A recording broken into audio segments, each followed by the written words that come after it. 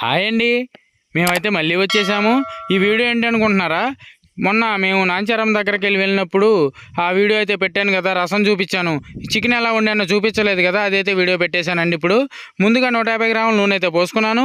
ఉల్లిపాయ పచ్చిమిర్చి అయితే వేగిన తర్వాత చికెన్ ముక్కలు అయితే వేసేసుకున్నాను. చికెన్ అయితే మాకు 4 కోళ్ళకి గాను 6 కిలోల చికెన్ అయితే వచ్చేసింది. ఆ చికెన్ అయితే చిన్న గిన్నెలో పెట్టేశాము. గిన్నె అయితే సరిపోలేదు, ఇలా అయితే తిప్పేశాను. పసుపు అయితే వేసేసి తిప్పేశాను. ఇలా ముక్క ఉడికిందో లేదో చూసుకున్న తర్వాత మళ్ళీ ఎసరైతే పోసేసుకుని అల్లం ఉల్లిపాయ పేస్ట్ కూడా వేసుకున్నానండి. అది ఒక 50 గ్రాములు, ఇది ఒక 50 గ్రాములు వేసాము. మేము అంత కూర వచ్చిందని ఎక్స్పెక్ట్ చేయలేదు, కానీ కూర మాత్రం చాలా బాగా వచ్చింది. కూర అయితే సూపర్గా వచ్చిందండి. కొద్దిగా ఎసరు పోసి దించేశాను. కూర మనవాళ్ళు తింటున్నారు చూడండి, ఎంత బాగా వచ్చిందండి, అంత బాగా వచ్చింది. నిజంగా చాలా టేస్ట్గా ఉందని చెప్పారు అందరూ. ప్లీజ్ అండి, ఛానల్ని సబ్స్క్రైబ్ చేసుకోండి. దయచేసి కామెంట్లో